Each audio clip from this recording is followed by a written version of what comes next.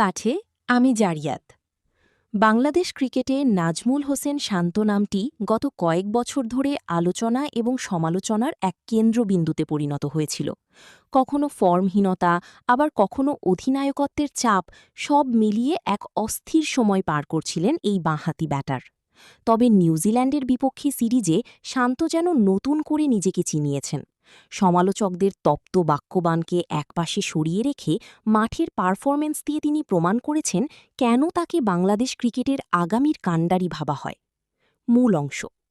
পত্রিকার প্রতিবেদন অনুযায়ী নিউজিল্যান্ডের বিপক্ষে সিরিজ জয়ের পাশাপাশি নাজমুল হোসেন শান্তর ব্যক্তিগত রানে ফেরা ছিল বাংলাদেশের বড় প্রাপ্তি।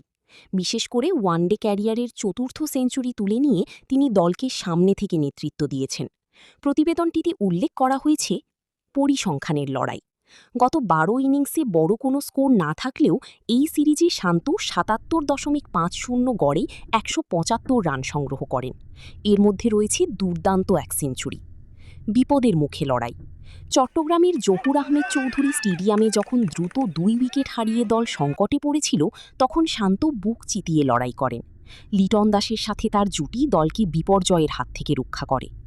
রেকর্ডের পাতায় শান্তর ওয়ানডে ক্যারিয়ারে এখন পর্যন্ত ৪টি সেঞ্চুরি রয়েছে।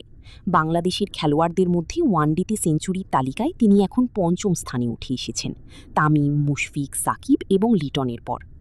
অধিনায়কত্বের প্রেক্ষাপট। টি-২০ দল থেকে বাদ পড়া বা অধিনায়কত্ব হারানো নিয়ে নানা গুঞ্জন থাকলেও শান্তর এই কামব্যাক ছিল শৈল্পিক এবং দৃঢ়। মাঠে তার ব্যাটিং ক্যারিশমা এবং ঠান্ডা মাথার সিদ্ধান্তগুলো নিউজিল্যান্ডের বোলিং আক্রমণকে বারবার পরাস্ত করেছে। উপসংহার। একজন ক্রিকেটারের ক্যারিয়ারই চড়াই উতরাই থাকবে, কিন্তু প্রকৃত খেলোয়াড় তিনিই যিনি প্রতিকূলতা জয় করে ফিরে আসতে জানেন। নাজমুল হোসেন শান্তর এই অশান্ত রূপটি কেবল কিছু রান বা একটি সেঞ্চুরি নয়, বরং এটি তার আত্মবিশ্বাসের প্রতীক।